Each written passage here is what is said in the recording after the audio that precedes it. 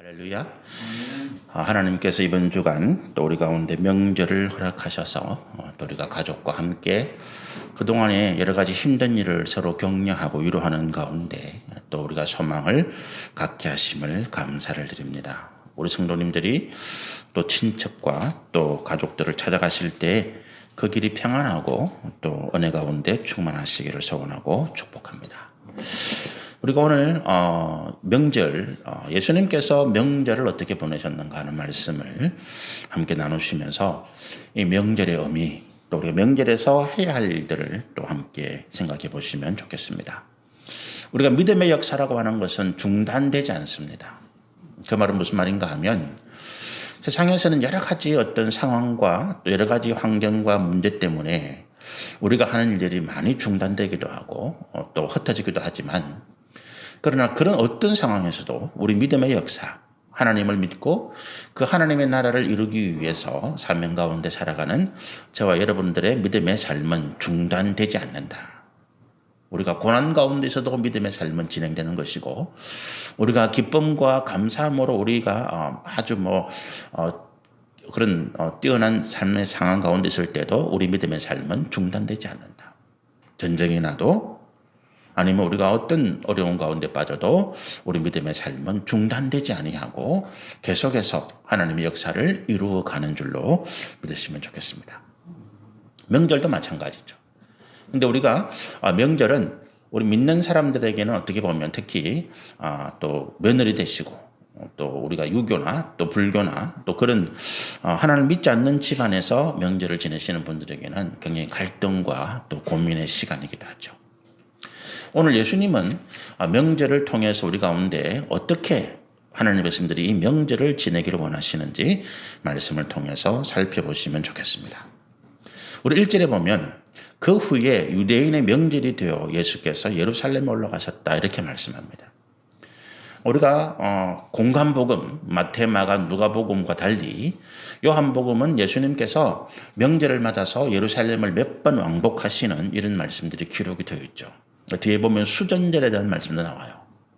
그런데 우리가 전통적으로 구약시대의 성도들이 지켰던 명절은 우리가 성경의 모세를 통해서 하나님께서 주신 말씀대로 유월절. 유월절은 유대인들이 그 당시 애굽에 종살이 하던 노예 생활하던 그곳에서부터 하나님의 은혜로 구원받은 날을 기념하는 것이 유월절이잖아요.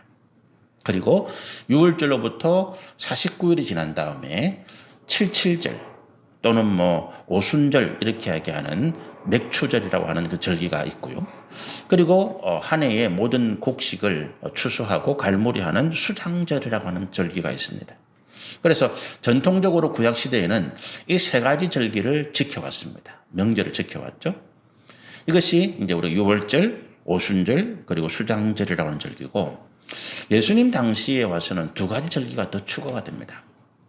그 하나가 뭐냐 하면 우리가 에스더 성경에 보면 에스더서에 보면 이 유대인들이 바벨론 포로 생활하는 중에 그 당시 하만이라고 하는 악한 관리가 이제 모르드게라고 하는 믿음에 충실한 사람이 그에게 굴복하지 않는 것을 괘씸하게 여겨서 왕에게 뇌물을 주고 그리고 한 날짜를 택해서 이스라엘 민족, 유대 민족들을 다 말살하려고 하는 계획을 세우게 되죠.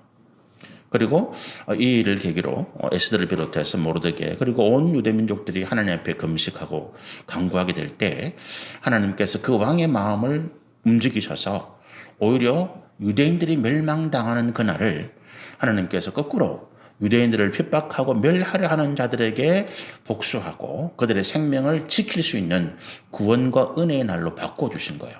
그래서 그 날을 불임절 이렇게 이야기합니다. 이 불임이라는 원래 뜻은 제비를 뽑는다는 뜻인데 하만이라고 하는 사람이 이제 이스라엘 민족, 유대 민족들을 멸하기 위해서 그가 점을 치고 그 중에서 길이를 뽑았는데 그것이 오히려 하나님에게는 하나님 백성들에게는 구원의 날이 되고 오히려 하만에게는 하나님 백성들을 멸하러 가는 자들에게는 심판의 날이 되게 된 거죠. 그래서 불임절 이걸 지켜봤고 그리고 또 하나는 이제 우리가 BC 2세기경에 이 가나안 땅을 점령하고 있던 알렉산더 대왕의 부하들 중에 한 사람 우리가 흔히 말하는 셀류쿠스 왕조 외에 한 왕이 예루살렘 성전에 와서 예루살렘 성전에다가 아주 돼지를 잡아서, 그 당시 돼지는 부정한 음식이잖아요. 그래서 돼지를 잡아서 그 피를 제단에 뿌리고 그 제단에다가 자기들이 섬기는 우상을 갖다 놓고 섬기도록 강요하는 이런 일들이 있게 되었습니다. 그리고 이것을 견디지 못한 유대 백성들이 그 셀류쿠스 왕조에게 반란하고 군사를 일으켜서 다시 나라를 회복하고 예루살렘 성전을 정화시킨 날이 있는데 이것이 수전절이라고 하는 것입니다. 히브리어로는 하누카라고 하는 절기예요. 근데 이때가 이제 우리가 흔히 말하는 빛의 절기라고 하는 것인데, 그래서 이 성전을 다시 회복하고 정결하게 한 날을 기념하는 날이 수전절입니다. 그래서 예수님 당시의 유대인들은 이 5가지 절기를 지킨 거예요. 그런데 예수님께서 이제 오늘 5장 1절에 유대인의 명절이 되어서 예루살렘을 가셨다라고 할 때 어떤 명절인지는 구체적으로 나타나지 않습니다. 그러나 이와 같은 명절에 예수님께서 예루살렘으로 올라가셨다. 올라가셔서 뭘 하셨겠어요? 성전에서 하나님 앞에 감사와 예배를 드리는 일들을 하게 되신 거죠.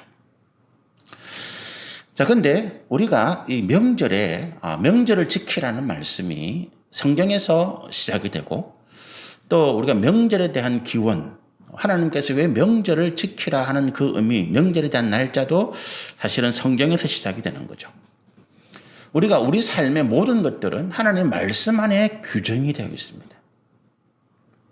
우리가 태어나고, 우리가 살아가고, 그리고 이 땅에서 삶을 마감하고, 그리고 이 땅에서 삶을 마감한 이후에 우리가 영적인 세계, 영으로서 살아가게 되는 그 다음 세상, 그 세상에 대한 이야기까지도 하나님은 말씀 가운데 다 준비하시고 만들어 놓으신 거죠. 우리가 이 땅에서 살아가는 모든 것들은 하나님의 말씀을 벗어나서 존재하는 것은 없습니다. 명절에 대한 이야기도 마찬가지죠. 우리가 성경에 보면 구약 성경에 하나님께서 특별히 명절을 강조하시면서 명절을 지키라 이렇게 말씀하십니다. 우리가 명절이라는 것은 무슨 의미일까요? 우리가 6월절은 하나님께서 우리를 구원하신 때를 기뻐하고 감사하는 의미고, 오순절이라고 하는 것은 이스라엘 백성들이 가나안 들어가기 40년 동안 광야에서 고생하다가 이 가나안 땅에 들어가서 처음 그 익은 열매를 거둔 때가 오순절이에요. 보리가 있던 시점. 이것이 감사함이죠. 수장절은 말할 것도 없고요. 추수감사절이니까. 거기에다가 우리 후대에 지키게 된 2가지 절기, 불임절과 수준절도 역시 하나님의 구원과 주시는 은혜를 감사하며 기쁨의 절기잖아요. 그러니까 하나님께서 명절을 지키라라고 하신 의미를 우리가 가만히 생각해 보면, 하나님 앞에 믿음으로 순종하던 주의 백성들이 환난을 당하고 고난을 당하고 어려움을 겪게 되었을 때에 하나님께서 그들에게 간섭하시고 그들을 구원하실 뿐만 아니라 그 백성들에게 은혜와 복을 주심을 하나님 앞에 감사하고 기뻐하는 날인 것입니다. 명절의 의미는 그런 거예요. 우리가 우리 삶에 주신 하나님의 은혜, 또 우리가 힘들고 어려웠던 그 과정 가운데 하나님이 간섭하시고 하나님이 역사하셔서 이 모든 상황을 이기고 승리하게 하신 주님에 대한 그 구원에 대한 우리가 찬양과 감사, 이런 것들을 하나님 앞에 나와서 감사하고 기뻐하고 주님께 영광을 돌리는 이런 의미가 명절 가운데 있고, 명절을 지키라라고 하신 의미는 그런 찬양과 감사와 예배를 통해서 하나님을 향한 우리의 믿음이 더욱더 돈독해지기를 원하는 주의 뜻이 그 가운데 있는 것입니다. 그런데 지금 우리가 세상에서 어떤 명절 이런 것들을 보면 이 의미가 교묘하게 섞여 있는 거죠. 분명히 시작은 하나님 말씀으로부터 시작되어졌고, 하나님께서 그와 같이 우리를 믿음 안에서 더욱 굳게 하시기 위한 은혜와 복을 주심으로 이 명절을 기쁨으로 지키라 했는데, 사단과 악한 영의 세력들이 이 명절의 의미를 교묘하게 바꾸는 거예요.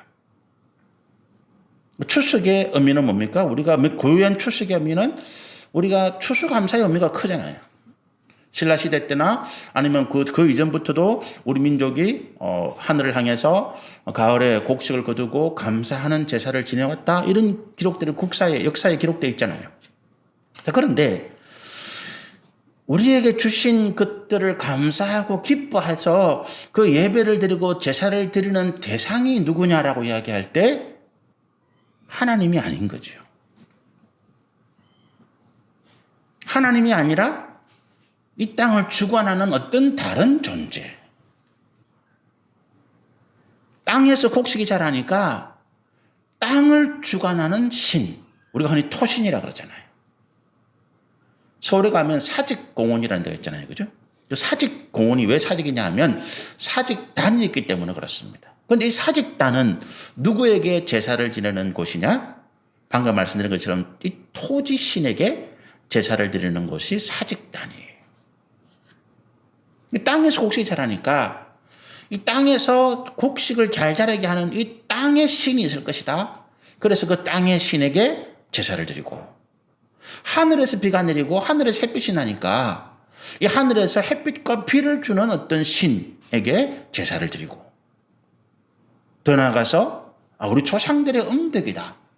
그래서 돌아가신 조상들에게 제사를 드리는 이런 일들이 명절에 일어나게 되는 것입니다. 명절이 기쁜 날이고 감사한 날이고, 그래서 우리가 감사하고 기뻐하는 것은 틀림없는데 그 대상, 우리에게 은혜와 복을 주시고 우리가 감사하고 기쁨으로 하나님 앞에 예배를 드려야 될 그 대상이 사단이 교묘하게 바꿔놓아버린 것이죠.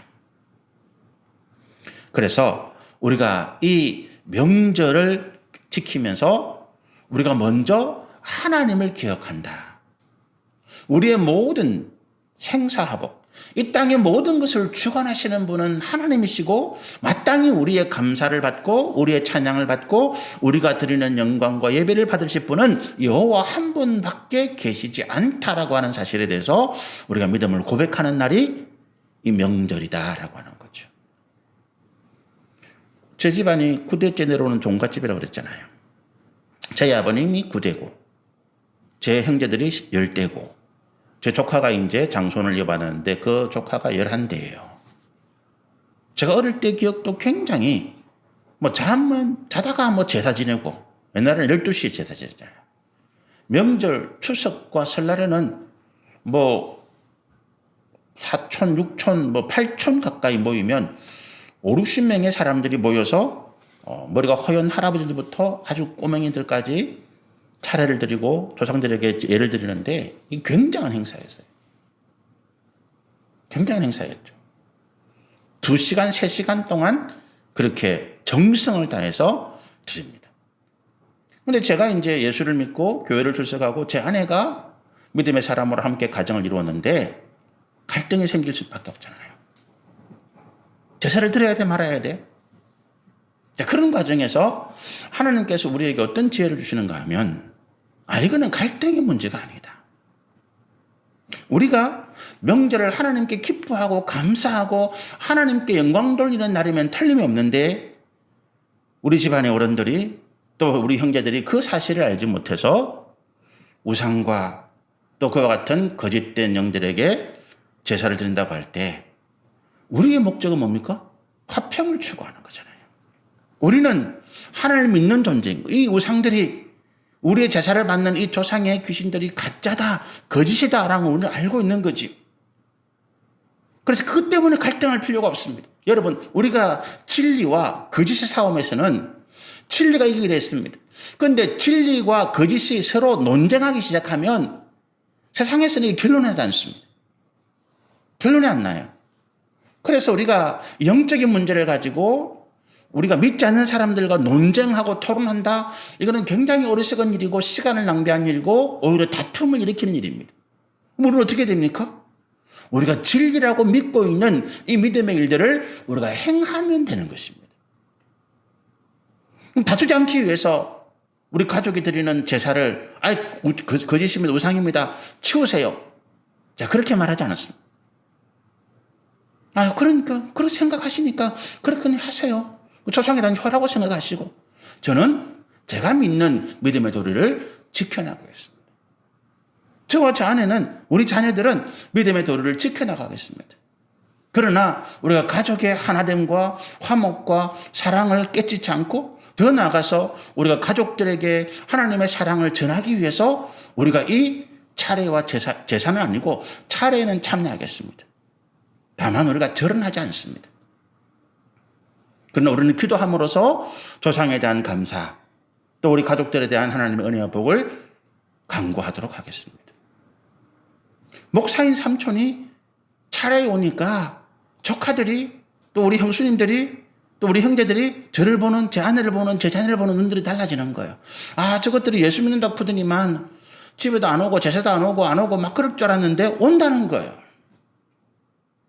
와서 함께 기도하고 어쨌든 참여하고 자기들을 존중해주고, 그리고 분란과 다툼이 아니라 화합과 화평을 이야기하니까 삼촌이 믿는 그 하나님에 대해서 그들의 생각이 달라지더라는 것입니다. 여러분, 우리가 다툼과 분열을 통해서는 복음을 전할 수가 없습니다. 다툼과 분열이 있는 곳에는 복음의 역사가 아니라 사단이 시기하고 질투하고 이간질하고 악한 영들의 역사만 나타날 뿐입니다. 그때는 나는 믿음의 사람이 아니, 그냥 내가 가지고 있는 혈기, 내가 가지고 있는 어떤 생각들을 그들로 끄겠다라고 하는 그런 생각들만이 나를 주장하게 됩니다. 명절은 하나님께 감사하는 날입니다. 그러나 세상의 사람들이 악한 사단과 마귀의 교묘한 착략에 속아서 하나님이 아니라 사단과 귀신에게 우상하기 절한다 할지라도 우리가 그것 때문에 분노하고 그것 때문에 우리가 다툴 필요는 없습니다. 우리는 우리에게 주신 하나님의 사랑하심과 긍휼하심을 나타내면 되는 것입니다.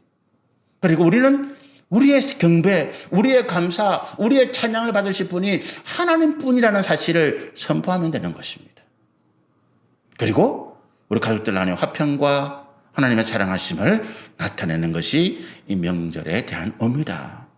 하나님께서 명절을 지키라라고 하실 때 이 명령은 믿는 자들에게 유효한 것입니다. 믿지 않는 자들은, 아예 하나님 자체를 부인하는 자들은 이거 아무런 의미가 없는 말씀입니다. 오늘 주의 복음의 말씀, 오늘 우리 가운데 주시는 복된 은혜의 말씀들은 믿는 자들에게 유효하신, 믿는 자들에게 역사하신 하나님의 능력의 말씀임을 우리가 믿으시면 좋겠습니다. 그 다음에 우리가 이 명절에 대해서 성경에서 뭐라고 하나님께서 말씀하시는가 하면, 명절이라고 하면 당연히 가족들, 또 그동안은 보지 못했던 친지들, 이웃들을 만나는 날인데, 그러나 하나님께서 그들을 만나기 전에, 우리가 가족을 만나고 오랫동안 만나지 못했던 친지와 형제들을 만나기 전에 먼저 하나님 앞에 보이라고 명령하시죠. 구약이 그렇게 되어 있어요. 모세에게 주신 말씀에서 너희는 먼저 하나님 앞에 보이라. 이 말은 무슨 말입니까? 하나님 앞에 나와서 너희는 명절에 먼저 하나님 앞에 예배함으로 이 명절을 시작하라, 이 말이거든요. 자, 그러면 우리가 하나님께서 명절을 주신 것이 가족들과 함께, 이웃들과 함께, 또 친지들과 함께, 또 어려운 사람들과 함께 기쁨을 나누라고 주신 날인데 왜 먼저 하나님을 찾도록 하셨느냐? 이유가 뭘까요? 저는 이렇게 생각합니다. 제가 어렸을 때 명절에 대한 기억은요, 굉장히 안 좋은 기억이에요. 어렸을 때는 명절에 맛있는 음식도 먹을 수 있고, 또 새 옷도 사고, 또 친척들이 찾아와서 제가 어리니까 용돈도 주고, 그 재미에 저는 명절을 기다립니다만은, 그러나 제가 철이 들고부터는 이 명절이 너무너무 싫은 거예요. 명절에 가기가 너무너무, 제가 명절에 큰 집을 찾아가고, 제가 명절에 우리 가족들을 만나기가 굉장히 부담되는 거예요. 마치 이런 표현이 좀 그렇습니다. 소가 도축장에 끌려가는 것 같은 느낌이에요. 가서는 어떻게 하든지 빨리 내가 집으로 와야 되겠다, 이 마음밖에 안 들었어요. 이유가 뭐냐? 우리 가족들이 만나면 싸우는 거예요. 오랜만에 만났는데 만나서 이야기를 하다 보니까 과거의 상처, 과거의 어떤 아픔, 과거의 어떤 서로에게 고통을 주었던 그런 일들이 다시 생각나고 다시 덜추어지고, 그것들이 그 기쁜 명절의 날을 덮어버리는 거예요. 심지어는 같이 음식을 먹다가 그 음식에 밥그릇이 날아가기도 하고 그런 일들이 매번 일어나는 것입니다.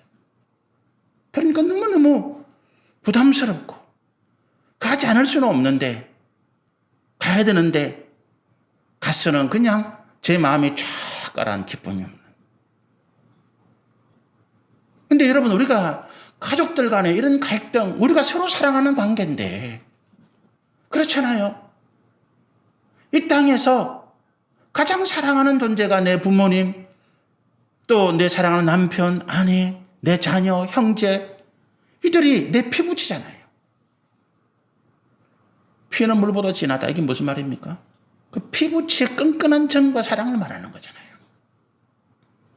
그런데 그런 대상들이 왜 만나는데 서로 정오하고 서로가 서로를 또 막 어떻게 하지 못해서 악한 말을 해야 되는 이런 일들이 벌어질까라고 할 때 뭡니까? 우리 안에 우리가 영의 사람이 되지 못하고 아직도 육에 속한 사람. 그래서 우리 삶에 하나님의 거룩한 어떤 역사보다 나는 분노하고 시기하고 질투하고 수근수근하고 그래서 육의 열매들이 내 가운데 가득하기 때문에 이 관계가 회복되기는커녕 만날 때마다 더 악화되는 일들이 생기더라는 거예요. 그럼 이걸 어떻게 해결할까요?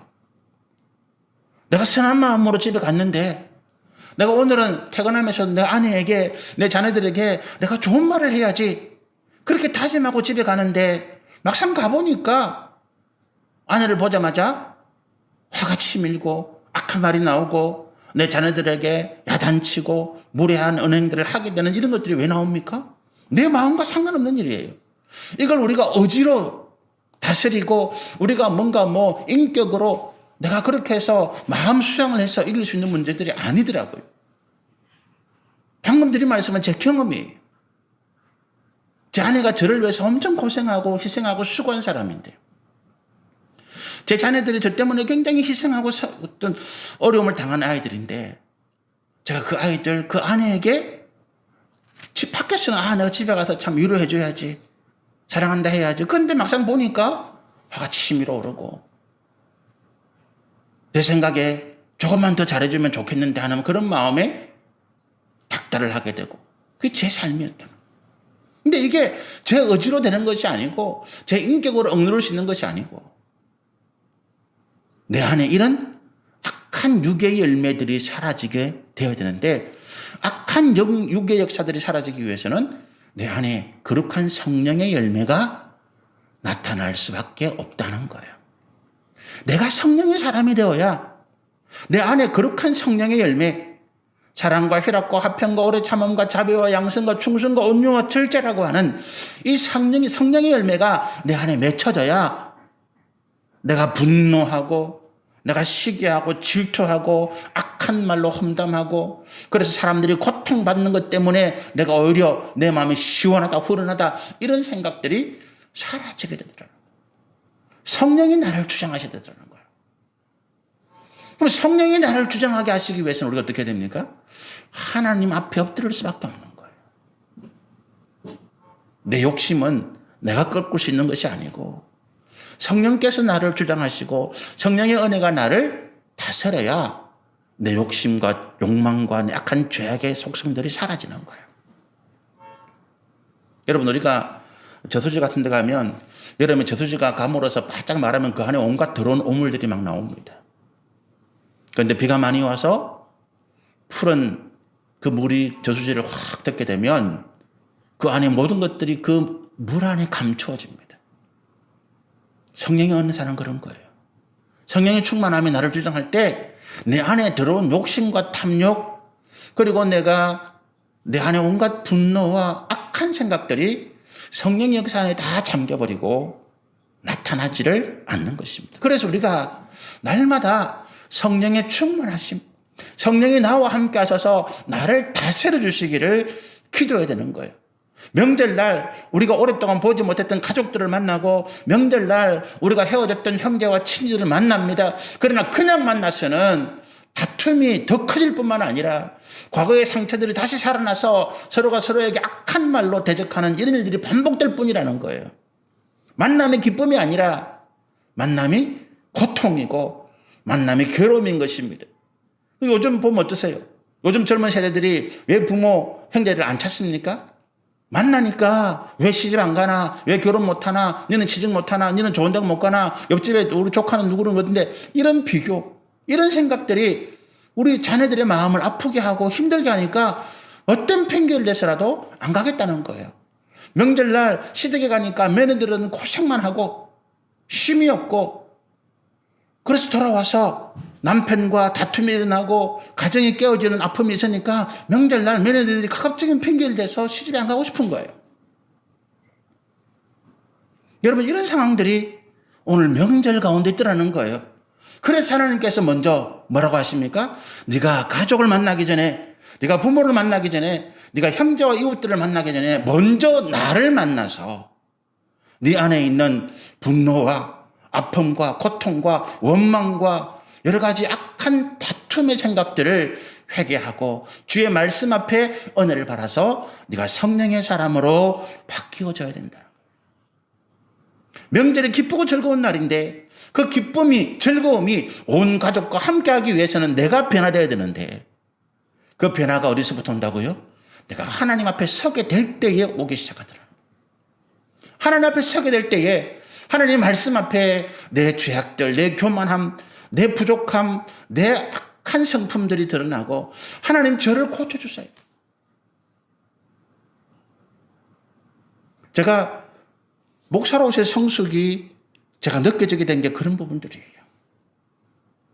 내가 내 자녀들에게 악한 말을 하지 않기 시작합니다. 때로는 제 눈에 좀 안 차고 제 마음에 안 드는 일에서도 전에는 제가 악한 말로 그 아이들의 마음을 아프게 했는데 제 아내의 마음을 악한 말로 아프게 했는데 요즘은 좀 그런 말을 자제하게 되는 거죠. 괜찮다. 뭐 그럴 수가 있지.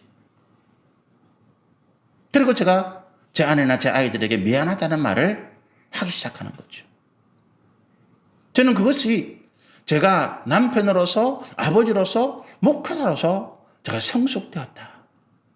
저는 제가 우리 성도들 대할 때 뭔가 좀 잘해가지고 뭐 좀 교회 헌신하고 충성하고 이런 마음을 제가 가졌었다면 요즘은 교회를 안 나와도 때로는 어떤 믿음의 연약한 모습이 보일 때라도 하나님 그들에게 우리 성도들에게 하나님의 은혜와 복을 끊지 마십시오. 하나님 기다려 주십시오. 저도 기다리겠습니다. 그렇게 바뀐 마음이 어떻게 생각하면 제가 저를 판단할 때 내가 좀 목사로서 좀 성숙해졌나 보다. 내가 목사로서 좀 성숙한 사람이 되었나 보다라고 판단하게 되는 거죠. 모르겠습니다. 아직 하나님 보실 때 어떨지 모르지만 저는 이제 그렇게 제가 그렇게 되어가는구나 느낀다는 거예요. 나이가 들어서가 아니라. 여러분, 먼저 하나님 앞에 보이라는 그 말이에요. 그래서 우리가 어떤 사람들을 만나고 어떤 사업의 중요한 결정들을 하게 되고 아니면 내 삶에 어떤 힘들고 어려운 일이 있을 때마다 내가 먼저 하나님께 무릎 꿇어서 주님 앞에 은혜를 구하는 이유가 거기 있다는 거예요. 내가 중요한 사업의 결정을 하고 사람들을 만나서 어떤 일을 의논해야 되는데 하나님 내 약한 마음으로는 갈 수가 없습니다. 주께서 함께해 주십시오. 그리고 하나님께서 내 마음을 만져주시더라고요. 과거에 내가 내 가족으로부터 형제로부터 받았던 상처들이 생각나지 않도록 그들이 다시 그 문제를 거론한다 하더라도 내가 거기에 격동되어져서 내 마음이 다시 분노하고 악한 말로 대적하지 않도록 주님 나를 붙잡아 주십시오. 그리고 하나님의 은혜를 받아서 내가 가족들을 만나고 형제를 만나고 이웃들을 만나서 주님이 그 명절에 주시는 기쁨 함께 나누고 함께 하나님 앞에 감사하고 찬양하는 모습들이 드러나게 된다라고 하는 것입니다. 그리고 오늘 명절에 대해서 세 번째로 드릴 말씀이 오늘 본문에 대한 이야기예요. 오늘 본문에는 성경 베데스다에서 38년 된 병자, 중풍병자를 고치신 말씀인데 기적의 말씀인데 이것이 명절과 무슨 관련이 있어요, 목사님? 그런데 이 사건이 일어난 날이 1절에 기록된 것처럼 명절 그리고 뒤에 10절에 기록된 것처럼 안식일이 일어났다는 거예요. 제가 볼 때는 예수님께서 의도적인 어떤 면이 있으신 것 같아요. 안식일이 아닌 날 우리가 오늘 이 사건을 통해서 뒤에 보시면 바리새인들이 유대인들이 예수님에 대해서 꼬투리를 잡고 예수님에 대해서 음해하고 예수님을 해치려고 하는 자들에게 어떤 기회를 주는 사건이 이 사건이에요. 우리 상식적으로 생각해 보면 어떤 세력들, 어떤 사람들이 나를 뒤에서 틈타고 뭔가 모략을 꾸미고 틈만 있으면 어떤 약점을 잡아가지고 우리를 해치려고 하는 사람들이 있다고 칠 때 우리가 그걸 드러내겠습니까? 감추려고 하지. 그런데 예수님은 오히려 예수님을 해치려 하고 예수님을 모략하는 이 바리새인들 앞에서 오히려 흠을 잡히는 이런 일을 하셨다는 거예요. 병자를 고치신 것이 문제가 아니라 안식일 날 했다는 것입니다. 10절에 보면 유대인들이 병 나은 사람에게 이르되 안식일인데 이런 말 하잖아요. 야, 네가 오늘 안식일인데 네가 자리를 들고 가는 것이 옳지 않다 이런 이야기합니다. 그러면서 이 병자가 뒤에서 말하기를 나를 고친 사람이 그렇게 하라 크더라. 네 고친 사람이 누군데? 예수다 이렇게 된 거죠. 그 예수님께서 이렇게 하신 거는 방금 말씀드린 것처럼 뭔가 의도를 가지고 있다. 의도가 뭐겠느냐? 우리가 이 유대인들의 명절은 지금도 우리가 3일 공휴일 쉬잖아요. 그런데 유대인들의 명절은 보통 일주일, 길면 2주예요. 거기에 안식일이 포함되어 있습니다. 명절이 다 안식일과 똑같은 거예요. 일주일 동안 또는 2주 동안 그들이 쉬면서 이날은 아무 노동이나 자신을 위한 일을 하지 않고 하나님께 예배드리고 또 이웃들과 함께 기뻐하고 감사하고 이런 날들이에요. 온전히 축제입니다. 그랬는데 예수님께서 병을 고치신 거예요. 안식일에 병을 고치는 것은 유대인들이 안식일을 지키고자 하는 그들 조상 때부터 전해 내려온 관습 또 전례에 어긋나는 일입니다. 또 이 병을 고침 받은 이 환자가 예수님께서 명령하셨잖아요. 8절에 보니까 예수께서 이르시되 일어나 내 자리를 들고 걸어가라. 38년 된 중풍병자가 누워있는데 예수님께서 네 병이 나았다 이렇게 말 안 하고 일어나라 하니까 이미 나은 거를 전제로 어떻게 합니까? 여기에 더 이상 네가 누워있지 말고 네가 떠나온 네 가정, 네 가족들에게 돌아가라 이 말이잖아요. 그러니까 예수님께서 자리를 들고 가라 하셨단 말이에요. 의도적으로 예수님은 안식일에 해서는 안 되는 두 가지 일을 하신 거예요. 병을 고친다. 그리고 더 나아가서 그 병자에게 자기의 자리를 들고 가라 했다는 거예요. 유대인들이 이 상황을 지켜보면서 네가 안식일을 범했다라고 예수님을 정죄하게 되는 것입니다. 자, 그러면 예수님께서 왜 이렇게 하셨을까라고 하는 것입니다. 제가 이 본문을 가지고 다음에 예수님께서 기적을 나타내시는 일에 대해서 말씀을 나눌 때가 있는데 오늘은 기적에 대한 문제가 아니고 명절에 예수님께서 왜 이같이 하셨는가? 명절에 그럼 우리가 해야 될 일이 뭔가라고 하는 것들을 말씀을 나누려고 하는 거지요. 여러분, 우리가 예수님께서 안식일에 38년 된 중풍병자를 고치신 이유는 뭘까요? 예수님께서 오늘 그 안식일 날 베데스다 연못 성전에 올라가셔서 하나님께 예배하고 감사한 뒤에 그 예루살렘 주변 성전 주변을 돌아다니시다가 이 사람을 만난 거잖아요. 안식일에 예수님의 눈에 이 사람이 띈 것입니다. 그런데 예수님은 안식일이라고 내가 내일 와서 너를 고쳐주마. 안식일이 지난 다음에 너를 고쳐주마 말씀하지 아니하고 그 사람을 그 즉시 고치신 거예요. 무슨 말일까요? 하나님은 그 고통당하고 환난당하는 주의 백성들을 구원하시고 회복하시는 일을 1분 1초도 늦추지 않으신다는 거예요. 내 사랑하는 자녀가 물에 빠져서 계곡물에 빠져서 허우적거리고 있습니다. 오늘이 안식일입니다. 내일 와서 건져줄게. 이게 되는 일입니까? 내 아이는 지금 숨이 넘어갑니다. 물을 마시고 살려달라고 외치고 있습니다. 근데 오늘 안식일이라서 아들아 내가 못 건져준다. 내일 와서 내가 건져주마. 되는 일이 아니잖아요.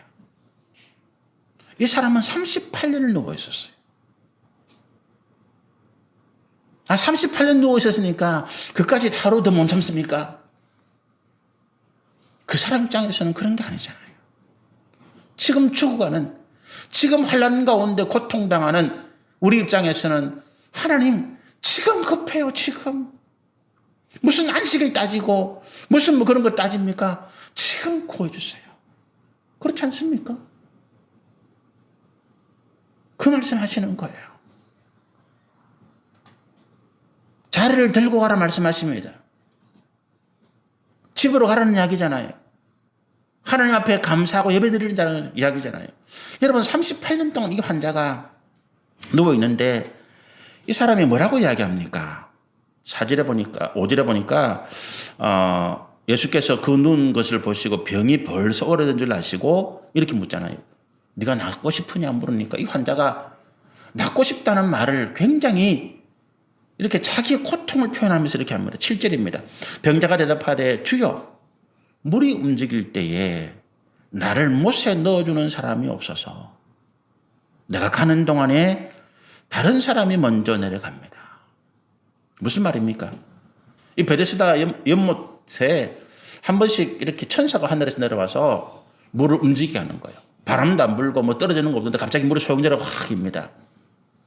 그럼 그게 하늘에서 천사가 내려와서 물을 휘젓고 그때 가장 먼저 들어가는 사람 한 사람은 병을 고치는 거예요. 그러니까 그 주변의 사람들이 언제 그런 일이 일어날지 모르니까 눈이 빠지게 그걸 쳐다보고 있는 거예요. 그러다가 물이 확 돌면 이야 달려 들어가가지고 들어가는데 가장 먼저 들어가는 한 사람이 고침받는 거예요. 그런데 이 사람은 어떻습니까? 중풍병자야. 움직일 수가 없어.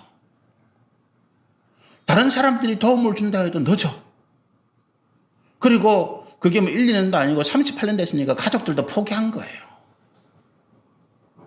그런데 이 사람은 자기 생명을 포기 못했어. 그런데 38년이니까 그동안 몇 번이나 이런 일이 있었는지 모르지만 물이 움직이고 달려가는 사람들을 보고 그리고 그중에 한 사람이 야 할렐루야 나았다. 그런 외침을 듣는 것이 이 사람에게는 기쁨입니까? 고통이. 죽을 수는 없고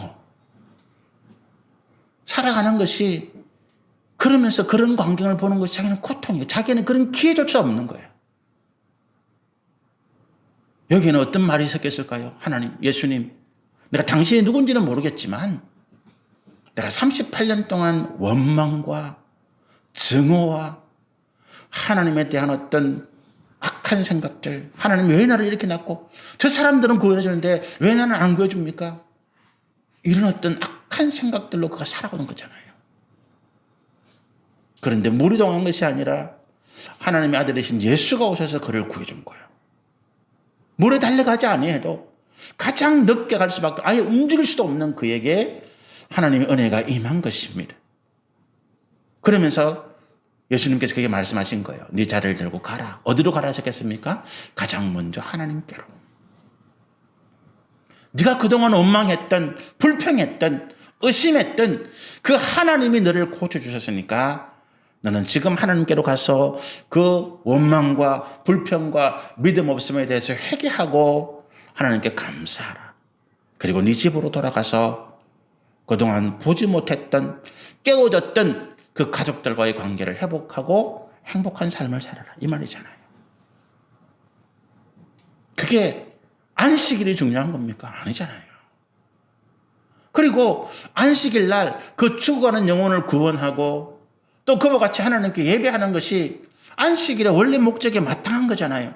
여러분 안식일에 대한 십계명의 규정이 뭔지 아세요? 안식일을 거룩하게 지키라는 거예요. 그러면서 이렇게 얘기합니다. 여섯 동안은 6일 동안은 힘써서 네 일을 해라. 그러나 일곱째 날 안식일에는 네 하나님 앞에 거룩하게 지켜라는 거지요. 무슨 말입니까? 우리가 여섯 동안 세상을 살아갈 때 때로는 우리 탐욕으로 우리 욕망으로 또는 우리가 범죄하기까지 하면서 우리 육신의 일을 위해서 살아갑니다. 그런데 그 안식일 그 7일째 내가 하나님을 기억하고 하나님 앞에서 내 죄를 회개하고 내가 다시 은혜로 살겠다고 결단하고 다짐하고 그런 날이 안식일이라는 거예요. 우리가 예수님께서 이 안식일 날 병자를 고치고 그리고 그 병자에게 자리를 들고 일어나서 하나님께 보이고 그리고 그 가정으로 돌아가도록 말씀하신 것이 이 안식일에 합당한 일이잖아요. 그런데 유대인들이 바리새인들이 왜 예수님을 틈잡고 이 사람들을 책망합니까?